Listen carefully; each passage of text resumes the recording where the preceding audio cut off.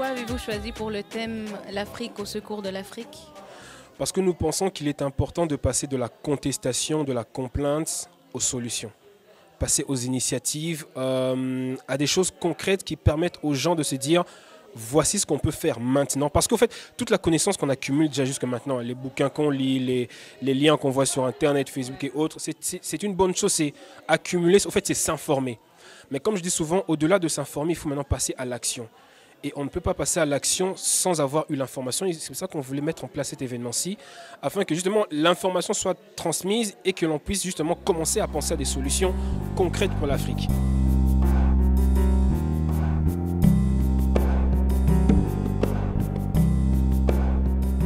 Bonsoir Antoine. Bonsoir.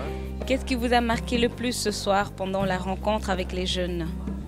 Leur désir de connaître, de mieux connaître l'Afrique, de se pouvoir des repères historiques, repères culturels. Hein, qui sommes-nous, d'où venons-nous, et comment faire pour un avenir meilleur, non seulement pour eux, mais pour toute l'Afrique. Briser les tabous.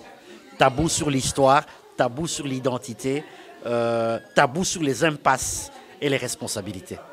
Peux-tu m'expliquer le concept de l'événement de ce soir?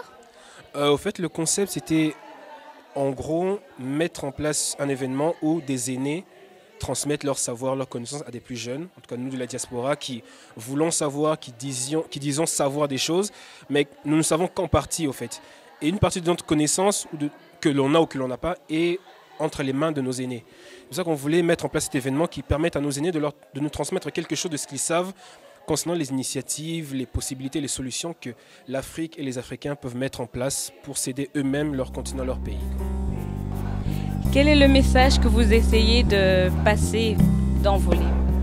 Oui, si on en reste toujours à la problématique de ce soir, donc la mémoire et l'histoire, comme levier pour un avenir meilleur pour tous les Africains, pour moi, il est très important que les jeunes aient confiance en eux-mêmes, qu'ils se considèrent, au-delà des clichés, comme des acteurs et mieux encore, des protagonistes de leur histoire. On ne doit pas s'arrêter à la victimisation. C'est vrai qu'on a été victime de la traite négrière de ceci, mais on ne peut pas se poser éternellement en victime. Il est temps de faire une sorte d'aggiornamento, c'est-à-dire on remet les choses au jour.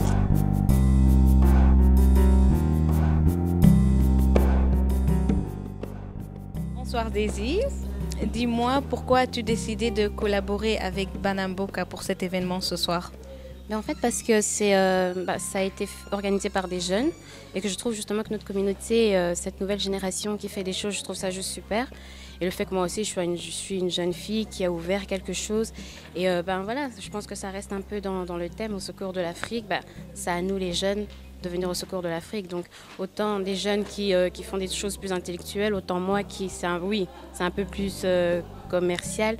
Mais ça reste aussi dans le cadre de se dire, on peut aussi, même si on n'est pas chez nous, mais on reste africain et on peut montrer aussi que la femme noire, j'avoue, peut faire quelque chose tout en étant jeune et aux études et voilà. Disons que l'événement a été organisé par Banamboka. On avait cherché le concours d'autres structures, dont le Radio Campus via Fabien Rougeron et François Kassongo, qui nous ont fourni l'appui technique pour le matériel.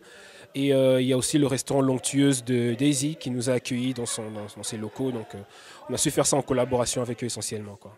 Le thème est aussi la littérature africaine. Es-tu dedans toi-même? J'avoue que je ne lis pas énormément parce que je suis seulement moi-même, je suis en fait en plein apprentissage, donc c'est pour ça que ça m'intéressait aussi. Donc j'essaye vraiment maintenant je me donne à fond dedans pour connaître nos écrivains africains, tous les livres qui existent, parce que c'est vrai que moi je suis venue ici, j'étais toute petite, j'ai grandi avec tous des auteurs européens et tout ce qui s'ensuit. Et c'est seulement, je veux dire franchement, ça fait quoi, 6-7 mois que je me suis dit non, je veux vraiment rentrer à fond dans nos... Et c'est pour ça que je trouvais ça juste super de pouvoir avoir des auteurs et tout. Et ça, comme je dis, ça cadre aussi avec le restaurant, parce que quand j'imaginais le restaurant, j'imaginais justement des petites réunions comme ça où on pourrait se rencontrer entre nous et en plus de manger, débattre, mais sur des bonnes choses et pas seulement sur la musique. Voilà. Merci beaucoup quand même.